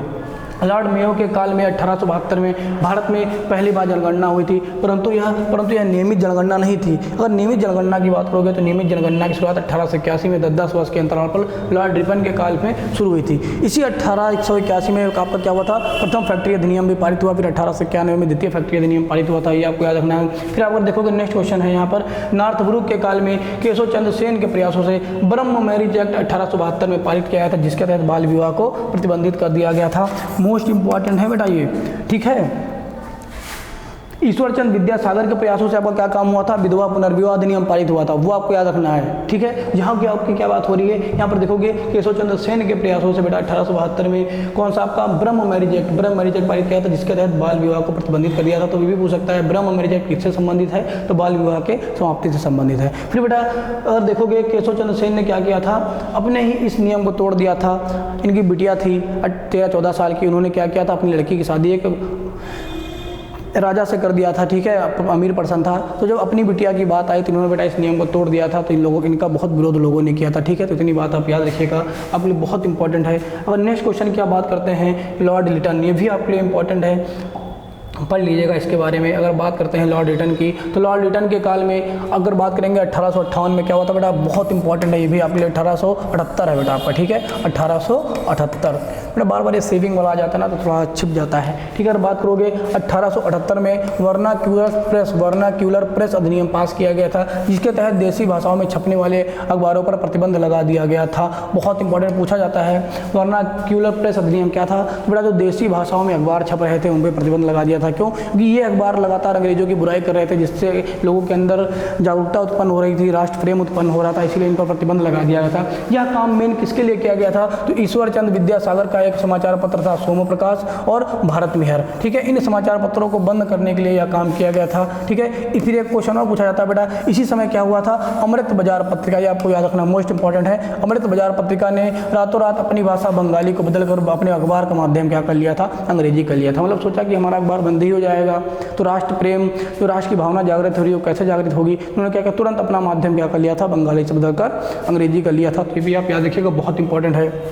फिर आप देखोगे 1875 में अलीगढ़ में सर सैयद अहमद खां के द्वारा मोहम्मदन एंग्लो कॉलेज की स्थापना हुई थी। हमने आपको बताया था 1875 में अलीगढ़ में आपकी स्थापना हुई थी, ठीक है। यही चलकर 1920 में आपका क्या बन गया था, अलीगढ़ विश्वविद्यालय बन गया था। फिर अगर बात करोगे बेटा इसी के काल की घटनाएं हैं। फिर अगर बात करोगे लॉर्ड लिटन के काल में ही 1878 में जॉन स्ट्रेची की अध्यक्षता में अकाल आयोग का गठन किया गया था। 1877 में रानी विक्टोरिया को भारत की सामग्री घोषित किया गया था, जिसके तहत राजकीय शाही उपाधि अधिनियम 1876 पारित किया गया। तो मोस्ट इंपॉर्टेंट बेटा जॉन स्ट्रेची पूछेगा बेटा, जॉन स्ट्रेची किससे संबंधित है बेटा, तो ये अकाल आयोग है, इसी को अकाल आयोग भी पूछ सकता है, क्योंकि जॉन स्ट्रेची इसके अध्यक्ष थे। कब गठन हुआ था, 1878 में। फिर अगर बात करोगे बेटा 1898 की अगर बात कर रहे हो, 97-98 की अगर बात कर रहे हो, 97-98 में, तो यहाँ पर आपका एक लॉयल आयोग बनाया था, जॉन लॉयल की अध्यक्षता में बेटा आपका लॉयल आयोग बनाया गया था, लॉयल आयोग। ये भी बेटा आपका अकाल आयोग ही है, लेकिन उसके अध्यक्ष आपके लॉयल थे, ये भी आपका रखना, कई बार आपके पूछा गया है। फिर देखोगे बेटा 1858 में क्या किया गया था कि ब्रिटेन की जो कंपनी थी इसके शासन को समाप्त कर डायरेक्ट ब्रिटेन की महारानी के माध्यम से भारत प्रशासन होने लगा था, ठीक है। तो 1877 में आगे चलकर 1877 में रानी विक्टोरिया को भारत की सामग्री घोषित किया गया था। मोस्ट इंपॉर्टेंट पूछा कब घोषित किया गया था, तो 1870 में। इसके लिए क्या काम किया गया था बेटा, ये काम करने के लिए राजकीय शाही उपाधि अधिनियम 1876 पारित किया गया था। ये भी आपके लिए बहुत इंपॉर्टेंट याद रखना, ठीक है। फिर अब बात नेक्स्ट क्वेश्चन की बात करते हो, लॉर्ड रिपन की अगर बात कर रहे हैं आप लोग बेटा, तो ये भारत का सबसे लोकप्रिय गवर्नर वायसराय था बेटा। कभी कभी क्या करता है ना, एक ही पद से प्रमोशन तो कर दिया गया, कभी कभी वायसराय की जगह गवर्नर लिख देगा, तो आप कंफ्यूज मत होइएगा, ठीक है। हमने आपको बताया था कि सर्वाधिक लोकप्रिय कौन था, आपका रिपन था, और सर्वाधिक अलोकप्रिय कौन था, आपका लॉर्ड कर्जन था, ठीक है। तो यहाँ पर रखना, रिपन जो है आपका लॉर्ड रिपन भारत का सबसे लोकप्रिय वायसराय था। इसे स्थानीय शासन का जनक, मोस्ट इंपॉर्टेंट है, स्थानीय स्वशासन का जनक किसे बोलते हैं, लॉर्ड रिपन को बोलते हैं। अगर बात करेंगे स्थानीय स्वशासन की बात करेंगे कब शुरू हुआ था भारत में, तो इसके कुछ अंश हमें गुप्त काल में देखने को मिलते हैं, लेकिन जो सबसे उचित व्यवस्था थी स्थानीय शासन की वो चोल साम्राज्य में थी। याद रखिएगा, बहुत बहुत बहुत बहुत बहुत इंपॉर्टेंट है आपके लिए चोल साम्राज्य, ठीक है, ये आप याद कर लीजिएगा, चोल साम्राज्य में है अथवा। फिर अगर देखोगे इसी के काल में 1881 में प्रथम फैक्ट्री अधिनियम पारित हुआ, हमने आपको बताया था। फिर आगे चलकर आपका 1891 में द्वितीय फैक्ट्री अधिनियम पारित हुआ था। फिर अगर देखोगे 1881 में पहली बार नियमित जनगणना की शुरुआत हुई थी इसी के काल में, ठीक है। फिर 1882 में विलियम हंटर की अध्यक्षता में शिक्षा कमीशन की नियुक्ति की गई थी, इसे हंटर कमीशन भी कहते हैं। इसमें प्राथमिक शिक्षा पर बल दिया गया था, हमने आपको बताया था, ठीक है। एक हंटर मिशन आपका आया था, कब आया था हंटर कमीशन या हंटर मिशन कह सकते हो, एक आपका जलियांवाला हत्याकांड की जांच करने भी आया था आपका, ठीक है। एक हंटर की अध्यक्षता में आपका अकाल आयोग भी बनाया गया था। फिर एक हंटर आपके ये हो गए, ये क्या काम किए थे बेटा, अगर देखोगे ये शिक्षा कमीशन, ठीक है। शिक्षा कमीशन बोल सकते हैं या हंटर कमीशन बोल सकते हैं, ठीक है। इनकी नियुक्ति की गई थी कब? 1882 में। मोस्ट इंपॉर्टेंट है, इसमें मेन काम क्या किया गया था? प्राथमिक शिक्षा पर जोर दिया गया था। हमने चार्ल्स वुड बताया था, उसमें प्राथमिक और माध्यमिक शिक्षा दोनों पर जोर दिया गया था। इसमें क्या है? प्राथमिक शिक्षा पर जोर दिया गया था। जो मुद्दालियर आयोग है अध्यक्ष बेटा, इसी नाम से इनके अध्यक्ष आ जाएंगे। मुद्दालियर आयोग के अध्यक्ष कौन थे? मुद्दालियर जी ही थे। तो उसमें माध्यमिक शिक्षा पर केवल बल दिया गया था। और अगर देखोगे राधाकृष्णन आयोग जो था वो विश्वविद्यालय शिक्षा के लिए बेटा बनाया गया था। इतनी चीज़ें आपको याद रखना है। फिर अगर देखोगे विवादित इल्बर्ट बिल 1883 में इसी के काल में पेश किया गया था। बेटा देखो याद रखना है क्या है, अभी तक भारतीय जजों को यह अधिकार नहीं था कि अगर यूरोपीय व्यक्ति जो भारत में रह रहे हैं या अंग्रेज जो रह रहे हैं वो कोई अपराध करे तो वो केस लड़ सके। लेकिन क्या किया था इसी के समय बेटा, अगर देखा जाए 1883 में इल्बर्ट विवादित बिल पारित हुआ था। इसमें क्या काम किया था? भारतीय जो न्यायाधीश थे उनको भी बेटा यूरोपियनों का मुकदमा देखने का अधिकार दे दिया गया था। तो भी लिखा है बेटा, भारतीय न्यायाधीशों को यूरोपियनों से संबंधित मुकदमा के सुनवाई का अधिकार मिल गया था, ठीक है। फिर बहुत इंपॉर्टेंट है, इसी के काल में अकाल संहिता या इसी को बेटा अकाल संहिता या फेमिन कोड भी बोलते हैं, ठीक है। फेमिन कोड भी इसको बोलते हैं, फेमिन कोड, ठीक है। लिखा बेटा फेमिन कोड, आपका लिखा थोड़ा करेक्शन कर लीजिएगा। फेमिन कोड की स्थापना 1883 में की गई थी। मोस्ट इंपॉर्टेंट बेटा भी पूछा गया था, अकाल संहिता या फेमिन कोड की स्थापना बेटा कब की गई थी आपकी? 1883 में। फिर अगर बात करोगे लॉर्ड डफरिन की बात हो जाता है बेटा। लॉर्ड डफरिन पता है बेटा आपको, कांग्रेस की जो कांग्रेस है बेटा वो लॉर्ड डफरिन के ही दिमाग की उपज की जाती है। जो आपकी बेटा ये कांग्रेस है ये किस क्या कहा जाता है? कथन है आपका, ठीक है, कि कांग्रेस लॉर्ड डफरिन के दिमाग की क्या है बेटा? कांग्रेस दिमाग की उपज है। किसके दिमाग की उपज है बेटा? लॉर्ड डफरिन के काल में, क्योंकि इसी के समय बेटा अगर देखा जाए तो 1885 में A.O. ह्यूम के द्वारा भारतीय राष्ट्रीय कांग्रेस की स्थापना की गई थी, जिसका प्रथम अधिवेशन 1885 में व्योमेश चंद्र बनर्जी की अध्यक्षता में मुंबई में गोकुलदास तेजपाल संस्कृत भवन में हुआ था। और इसी के समय लाहौर एवं इलाहाबाद यूनिवर्सिटी 1887 में स्थापित हुई थी। आपके लिए बहुत बहुत बहुत इंपॉर्टेंट बेटा, हमने कांग्रेस के अधिवेशन के संबंध में परसों वाले वीडियो में बहुत सारी बातें बताया था। एनी बेसेंट जो 1917 में बेटा कलकत्ता अधिवेशन की बनी थी वो पहली महिला अध्यक्ष थी कांग्रेस की। लेकिन पहली भारतीय अगर पूछेगा तो 1925 में कानपुर अधिवेशन की आपकी सरोजिनी नायडू ने अध्यक्षता की थी। फिर और लास्ट महिला की अगर बात करें तो 1833 में नलिनी सेनगुप्ता बनी थी। तो 3 महिलाएं थी जिन्होंने क्या किया था? कांग्रेस के अधिवेशन की अध्यक्षता किया था। ये बातें आपको याद रखनी है। फिर अगर बात करते हो बेटा आप अपने लिए, तो नेक्स्ट क्वेश्चन है आपके लिए इंपॉर्टेंट क्वेश्चन है। अगर आप बात करोगे नेक्स्ट क्वेश्चन है लॉर्ड कर्जन। मोस्ट इंपॉर्टेंट है बेटा लॉर्ड कर्जन, हमने आपको बताया था लॉर्ड कर्जन, ठीक है। लॉर्ड कर्जन, ठीक है। इसके समय क्या काम किया गया था? पुलिस आयोग का गठन।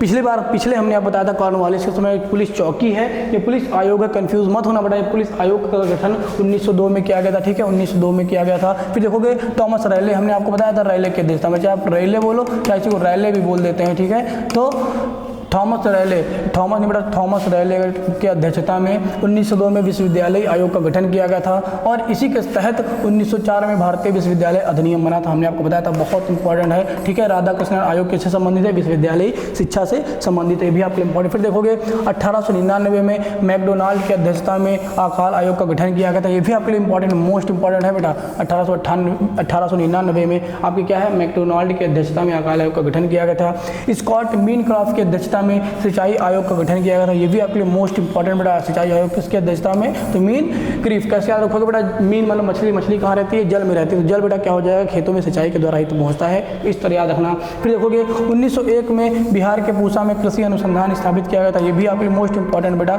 1901 में बिहार के पूसा में। फिर आप देखोगे बंगाल का विभाजन 16 अक्टूबर 1905 में इसी के समय कर दिया गया था, हमने आपको बताया था, बहुत बहुत इंपॉर्टेंट है, मोस्ट इंपॉर्टेंट है। क्यों किया गया था? क्योंकि बंगाल उसमें उग्रवाद का गढ़ बन चुका था, भारतीय लोग आंदोलन करने लगे थे। लेकिन इन्होंने क्या बताया था कि बंगाल बहुत बड़ा है, हम शासन नहीं कर पा रहे, इसलिए इसका विभाजन कर दें। फिर आगे चलकर बेटा 1911 की बात करोगे, लॉर्ड हार्डिंग के समय बेटा बंगाल विभाजन रद्द कर दिया गया था, ये भी याद रखना आप लोग, ठीक है। फिर देखो सेंट्रल ब्यूरो ऑफ इन्वेस्टिगेशन की स्थापना बेटा इसी के समय हुई थी, मोस्ट इंपॉर्टेंट है आपके लिए। सीबीआई की स्थापना बेटा इसी समय हुई थी आपकी। फिर देखोगे लॉर्ड हार्डिंग, ठीक है, आपके लिए मोस्ट इंपॉर्टेंट है। इसी के समय 1911 में बंगाल का विभाजन रद्द कर दिया गया था। 1911 में ही जॉर्ज पंचम और रानी कौन है आपकी? विलियम, ये भारत की यात्रा पर आई थी, ठीक है। और 1902 में दिल्ली भारत की राजधानी बनी। घोषणा कब हुई थी? जो आपका दिल्ली दरबार लगा था 1911 में, आपका यहीं पर घोषणा हुई थी कि दिल्ली भारत की राजधानी बनेगी। और 1912 में चलकर दिल्ली भारत की राजधानी बन गई थी। फिर चलोगे बेटा 1912 में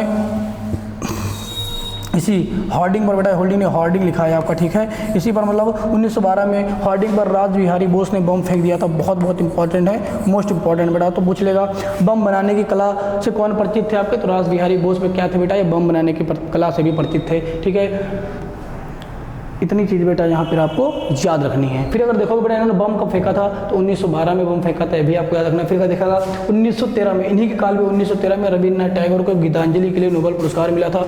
मोस्ट इंपॉर्टेंट क्वेश्चन है बेटा, कब मिला था, 1913 में मिला था, सन भी याद रखना है। फिर देखोगे 1915 में गोपाल कृष्ण गोखले की मृत्यु हो गई थी इन्हीं के समय बेटा। फिर देखोगे मदन मोहन मालवीय पर कुछ पंजाबी नेताओं ने, ठीक है देखोगे बेटा किस बात समझो, मदन मोहन मालवीय पर बेटा इसमें कुछ मिस्टेक है, इसमें हम बता देते हैं क्या है ये। मदन मोहन मालवीय और यहाँ पर होगा और कुछ पंजाबी नेताओं ने बेटा 1915 में हिंदू महासभा की स्थापना की थी। मोस्ट इंपॉर्टेंट बेटा क्वेश्चन है, मदन मोहन मालवीय और कुछ पंजाबी नेताओं ने मिलकर 1915 में हिंदू महासभा की स्थापना की थी। मदन मोहन मालवीय ने ही आपके 1916 में BHU बनाया था। BHU से पहले क्या था, 1898 में एनी बेसेंट द्वारा निर्मित सेंट्रल हिंदू विश्वविद्यालय था। इतनी बातें बेटा यहाँ पर आपको याद रखनी है, ठीक है।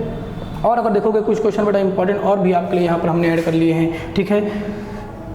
बात करोगे अगर आप कि 1907 में, ठीक है बेटा, आपके 1907 में सूरत अधिवेशन में उग्रपंथी और उदारवादियों के मध्य विभाजन हो गया था, जो पुनः आपका क्या हुआ था बेटा, लखनऊ के अधिवेशन में 1916 में एक हो गए थे। बेटा देखो क्या था, जो उदारवादी थे आपके, ये क्या काम करते थे बेटा, ये आराम से मतलब बहुत प्यार से अंग्रेजों से मांग करते थे हमें साम्राज्य दो, ये शांति के समर्थक थे, ठीक है, युद्ध दंगे में ये सब विश्वास नहीं रखते थे। लेकिन जो आपके उग्रवादी थे लाल बालपाल, ये तीनों लोग क्या करते थे, दंगे में विश्वास रखते थे कि हमको स्वतंत्रता चाहिए, हमें स्वाधीनता चाहिए, चाहे उसके लिए साम दाम दंड भेद कुछ भी करना पड़े। तो बेटा क्या हुआ, इन लोगों ने विरोध उत्पन्न हो गया। उग्रवादी कहने लगे कि आप लोग की राजनीति, उदारवादियों से कहा कि आप लोग की राजनीति एकदम भिखमंगों वाली, आप अंग्रेज से भीख मांग रहे हो, अंग्रेज कहाँ भीख देंगे आपको, ठीक है। तो इतना आप याद रखिएगा, इसी वजह से विरोध उत्पन्न हो गया। और कहाँ हुआ था बेटा, 1907 के सूरत अधिवेशन में बेटा उग्रवादी और उदारवादियों में विभाजन हो गया था, जो पुनः आगे चलकर बेटा क्या हुआ था, आपके 1916 में एक हो गए थे। इतनी बातें आपको याद रखना है। फिर देखोगे लॉर्ड चेम्सफोर्ड, मोस्ट इंपॉर्टेंट है, ठीक है। 1919 का बेटा अगर देखोगे मॉन्टेग्यू चेम्सफोर्ड अधिनियम बोलते हैं इसको, ठीक है। तो मॉन्टेग्यू आपके क्या थे, भारत राज्य सचिव थे अगर। फिर देखो चेम्सफोर्ड इस समय बेटा वायसराय थे। तो वायसराय के समय ही 9 जनवरी 1915 में गांधी जी भारत आए। 1916 में साबरमती आश्रम की स्थापना की थी, किसने बेटा, गांधी जी ने स्थापना की थी। फिर 1917 में चंपारण सत्याग्रह किया था आपके गांधी ने। 1918 में अहमदाबाद और खेड़ा सत्याग्रह किया था। इसी के समय 13 अप्रैल 1919 को बेटा जलियांवाला प्रसिद्ध हत्याकांड हुआ था आपका, ठीक है। इसी के समय मॉन्टेग्यू चेम्सफोर्ड सुधार अधिनियम 1919 पारित हुआ था, हमने आपको बताया था, जिसके तहत क्या किया गया था, जो सांप्रदायिक निर्वाचन है जो 1919 में सिर्फ मुस्लिमों के लिए खोला गया था, यहाँ बेटा और भी जातियों के लिए बढ़ा दिया गया था आपको, तो याद रखना है। फिर अगर देखोगे सैंडल विश्वविद्यालय आयोग 1900 क्या बेटा आपका 17 पारित हुआ था। सैंडल इसको सैंडलर बोलते हैं बेटा, पूरा अच्छे से नाम अगर बोलोगे इसी को सैंडलर विश्वविद्यालय आयोग बोलते हैं इसका, ठीक है। 1917 पारित हुआ था।